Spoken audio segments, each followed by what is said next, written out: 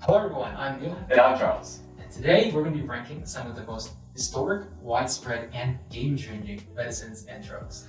This tier will range from vaccines that have changed human history to atrocious inventions that we wish should have never left the lab. Right, and before we get started, just a disclaimer that these are just our opinions and we're definitely not pharmacologists. So don't be making healthcare decisions based on this video. Don't sue us. Right, but we hope that you can sit back, relax, learn something new, and enjoy the video.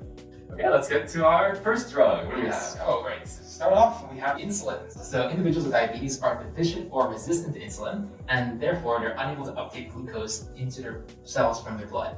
And so this results in hyperglycemia and a host of associated health complications, which include dehydration, ketoacidosis, nerve damage, and cardiovascular disease risk. So before the advent of medicinal insulin in 1922, diabetes was actually often fatal. And in most cases, patients had to give a near starvation diet just to stave off the symptoms. Near starvation diet. Yeah. It would be like really thin, right? Yes. The first isolation of insulin was actually from a dog pancreas. A dog pancreas? Yeah, by Banting and Best in 1921. And so they were able to isolate the dog's insulin and actually give it to patients for the first time. So they took insulin from the pancreas of the dog and then put it in the patients? Yes. That's kind of crazy. Like at that point, like diabetes must be that bad to like for the patients to agree that, okay, yeah, we'll take insulin from a dog's pancreas. Yes. I guess many medical and we trust you.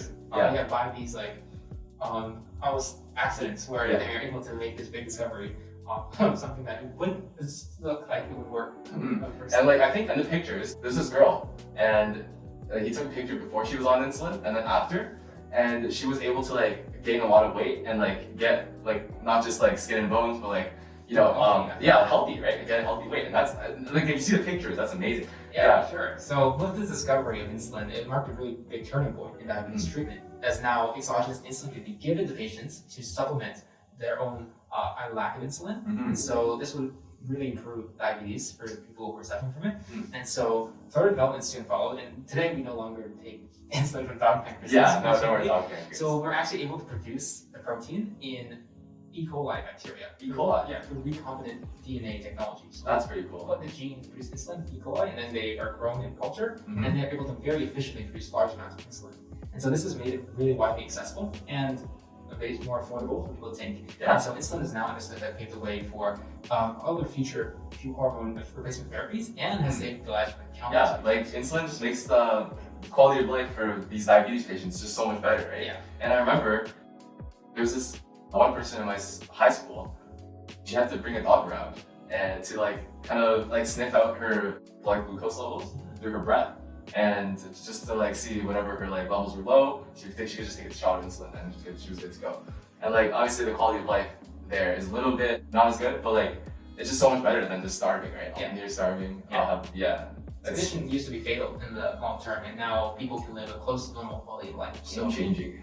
Definitely game changing. So how would you rate this? Like high A tier, I'd say A+. A+?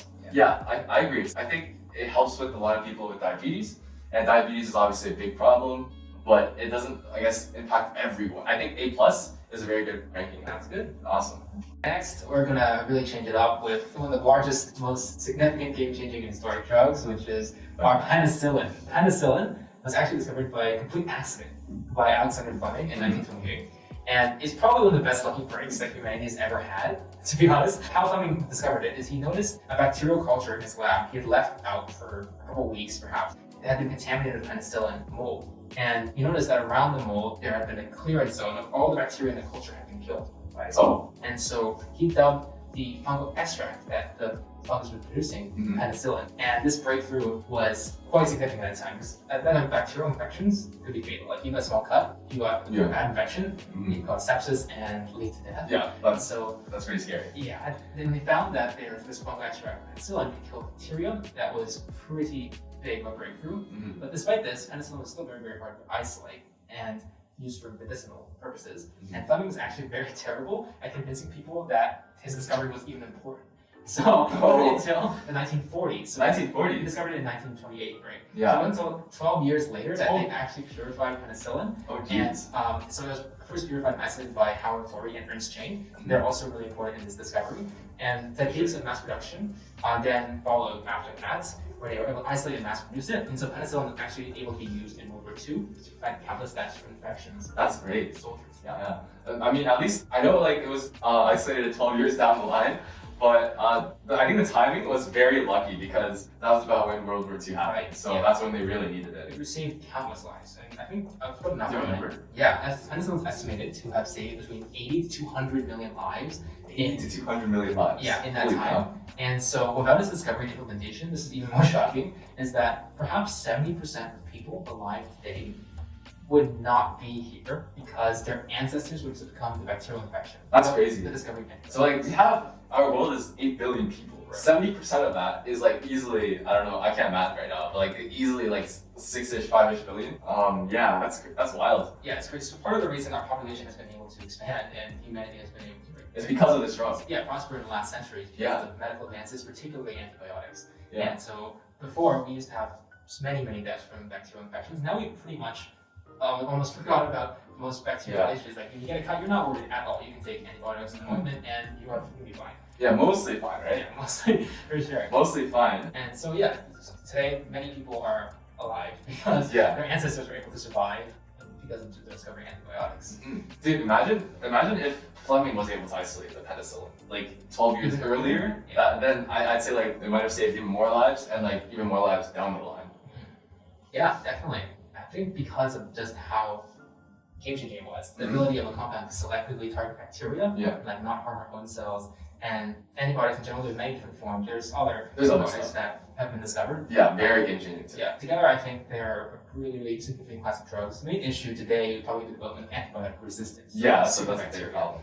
But that's not necessarily a fault of antibiotics necessarily. It's more that we're overusing antibiotics Yeah, and and everything. through natural selection, these bacteria are just more resistant to these antibiotics that we use. Given the profoundly history-altering effect of antibiotics, I think we put them in S tier. Yeah, I agree. Absolutely, I see. This one's actually game changing. It saved millions of lives and lives down the line. Yeah, absolutely agree. All right, our first S tier of the day. Actually, fun fact. So people who do take a lot of antibiotics, sometimes there's like good bacteria, right, that help with a lot of things in the body. Like the bacteria in your gut helps you fix nitrogen, and I believe helps you produce vitamin K. Yeah. So people who take antibiotics kind of kill off the good bacteria too. So there are operations that help you replenish the good bacteria. So an interesting one is something called a fecal transplant. yeah. And that's when you take the poop from one person who has good, healthy gut bacteria and kind of put it in the other person's gut. That helps them replenish those bacteria. Wow. Yeah. That's really fascinating. Yeah, like that's pretty cool because you can just donate your poop to, if you haven't taken antibiotics in a few years to other people and actually help them. Wow. So we have the smallpox vaccine next. And this was actually our first ever vaccine against infectious disease. And the smallpox vaccine originated with Edward Jenner's demonstration that infection with the mild cowpox virus actually gave people immunity against the more severe smallpox virus. And so cowpox immunization was soon a natural vaccine against smallpox before the modern smallpox vaccine was created. Right? That's crazy. They like infected people with cowpox so people didn't get smallpox. That's pretty interesting because Edward Jenner probably went up to people like, guys, infect yourself with cowpox so you don't get smallpox. And then people like had to believe him, right? So obviously you would have to show like some kind of evidence. So it was first observed in milkmaids who worked with cows very often that found that they were often not susceptible to smallpox. Oh. Even when like the whole village might be affected with smallpox, they were fine. Right, because they had been exposed to cows and the more mild version of cowpox. And so this discovery, the observation that Jenner made, led to him recommending that smallpox immunization be used, and that was really helpful before the development of the vaccine. And so the vaccine was later developed in the 20th century, and it's worked so well actually that we managed to completely eradicate smallpox, which is kind of amazing. Like you don't see people like it was like stuff all over the body. Like, you don't see that anymore. Yeah, I don't see that anymore. It was perhaps one of the most severe diseases throughout human history. It's estimated to kill maybe millions to billions of people, and in just the 20th century, 300 million people. Wow, 300 million people. Smallpox, and this is something that had like a 20 to 30% mortality rate, which is That's really pretty severe. scary. And even if you survived, you mentioned you would get scars from the condition. Yeah. So among those survived, there'd be permanent disfigurement, and so it was a horrible disease. And so it's just kind of amazing how through this coordinated global vaccination effort from 1958 to 1979, we're actually able to go all around the world, distribute smallpox vaccines, and completely eradicate this disease. That's crazy. Yeah, that's really good. It's like a concerted effort to eradicate smallpox, and it really shows that what the world can do to unite over like international problem. Yes. And actually, just to totally as a side note, like we probably shouldn't show like pictures here of smallpox patients because they're kind of graphic. But yeah, the scarring is pretty bad. But a good thing that it's not a thing anymore. Yeah, absolutely. So I think smallpox vaccination remains one of the greatest examples of human collaboration. And even during the Cold War, it was around this time, the U.S. and the Soviet Union were almost collaborating to distribute these vaccines and manufacture them all over the world. It's like a common goal for all humanity to get rid of this disease that infected us for the longest time. That's great. So yeah, getting rid of the most devastating disease in recorded history, I think it's one of the only diseases to be eradicated. And so because of that, I think this vaccine... Yeah, because of this, vaccines are a thing, right? And definitely, and the amount of lives saved is just immeasurable. Yeah. Similar to antibiotics. So I think that belongs in S tier. I agree. S tier, definitely for this guy. But yeah, and before Jenner, I think primitive forms of vaccines were used. Like people in ancient times pricked themselves with I guess parts of the disease. Yeah, where like they get, scabs. people who had something like that. But yeah, so this was like the big breakthrough though, like modern day vaccine. Yes. Edward Jenner. Okay. Ooh, you have an interesting one coming up. Oh, okay. Next one. This is very interesting. I know you've been getting all the good ones, but I've been getting all like the yikes ones. Okay. Next we have thalidomide. And thalidomide is the drug that, like, after this incident, no spoilers, incident happened, people took organic chemistry seriously. So in the past, this was used for a lot of things, like pneumonia, colds, flu, nausea relief. Like this was like the miracle drug back then. The big one was to relieve morning sickness during early pregnancy. And thankfully, this drug back then was rejected by the FDA. So it wasn't too prevalent in the US, but it was mostly in Germany. And scientists didn't really know that thalidomide could go through the placental barrier and harm the fetus. So the use of thalidomide was not for people who were pregnant, or was not really controlled. And that was a big problem because no thalidomide tests were done with pregnant women. Like their studies were just done using regular people. And it took 5 years for thalidomide and its effects on fetuses for scientists to make this connection that, oh shoot, thalidomide really messes up with pregnancies. So these children who were born had abnormalities such as peripheral neuritis, and that's a disease affecting the peripheral nerves. So like my fingers and like stuff like that, they would just have trouble using them efficiently. And thalidomide was finally taken off the market in 1961. It led to a death of an estimated 2,000 kids and serious birth defects in over 10,000 kids. So today it is used, but it's not very used too significantly. So it's used to help with multiple myeloma alongside dexamethasone. And it can be also used to resolve some severe inflammation in the brain and in patients with tuberculosis. But overall, it's kind of a disaster. It's good that we take organic chemistry seriously now. Yeah, I would say this is worse than D tier. We got it's tragic. How many kids are affected. It's pretty tragic. They didn't do the proper due diligence to evaluate. Yeah, so that's very important to do very good studies before publishing any drugs or releasing any drugs to the public. So yeah, this is just a tragedy, or I guess an atrocity. Yeah, we could definitely make a new tier for this. Yeah, probably have to. Yeah, I think this is an atrocity to mankind. That's a good way to put it. Atrocity to mankind. All right, that's gonna be thalidomide's category on this list. The final one for me is something called 2,4-dimethylphenol, or shortened as DNP.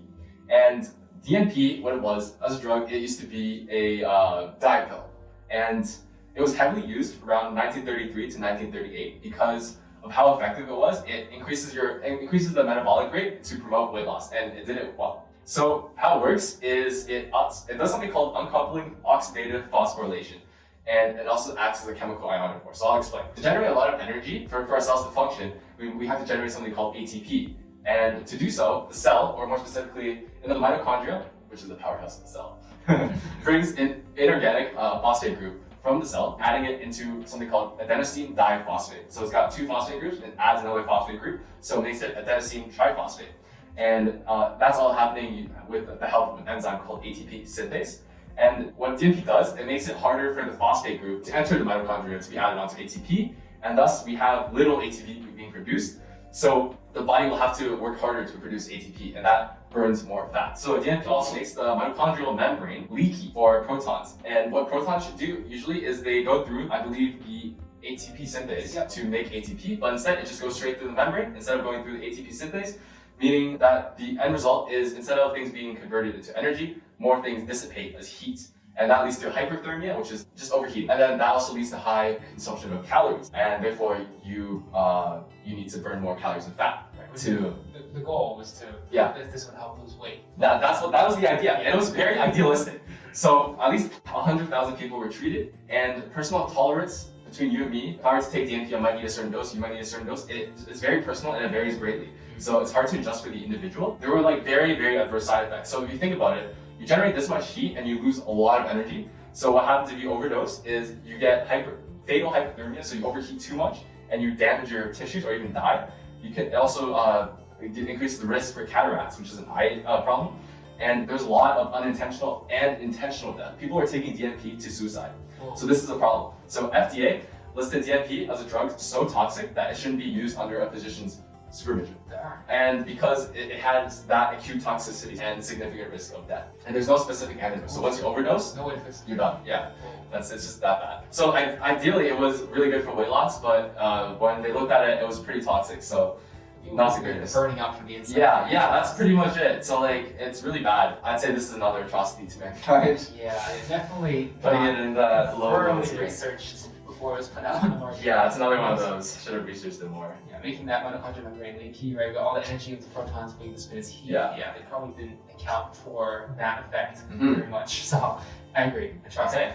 Do you have any more? Yeah, just tie it off. We're gonna finish with another not so good drug. That's a good drug. Yeah, so this is the largest drug recall in history, and it's for a drug called Vioxx. And Vioxx is a selective, non-steroidal anti-inflammatory drug from NSAID. So just like aspirin is an NSAID, Vioxx is similar, but it's able to selectively inhibit one of the cyclooxygenase enzymes. By doing this, what it was targeted for was to treat arthritis-related pain. It's actually able to manage the pain for arthritis, but there was a significant side effect that wasn't found in pre-commercial trials, right? And this was the increased risk of heart attack and stroke while taking this. The Lancet actually reported that as many as 140,000 people could have suffered from serious coronary heart disease because of taking this drug. Which is the side effect of this drug. And its manufacturer, Merck, voluntarily pulled it from the market 4 years after its release in 2004. But that was not before it had already been given to 20 million people. 20, that's a lot. Yeah, so it was one of the largest recalls at that point because they had to take all of this drug off the market, and 20 million people had already been affected. And so there's a huge lawsuit, as you can imagine. Yeah, for sure. And $4.8 billion in settlements. Yeah, think about it. The people who have arthritis are generally older, right? So older people generally have greater risk for heart disease and stroke. So like you fix this smaller problem, but then cause a bigger problem. And it's in 20 million people. So that's pretty bad. And yeah, even like you said, 4.8 billion, that's a lot of money. But if you think about it, divide that by 20 million, it's about $400 per person. So like, it's just like saying, oh, okay, you have a stroke, okay, here's $400. That's pretty yikes. Definitely yikes. Another perhaps atrocity, it's the largest recall ever of a drug. So not a great spot in the history of medicines. Yeah, for sure. What would you rank it? Yeah, let's put it right down there with the other 3 atrocities. With the atrocity of mankind? I absolutely agree. We got on this list. Alright. That wraps up our Ultimate Medicine tier list. Let us know in the comments what drug you found to be the most interesting or crazy. Thanks so much for tuning in and have a wonderful day.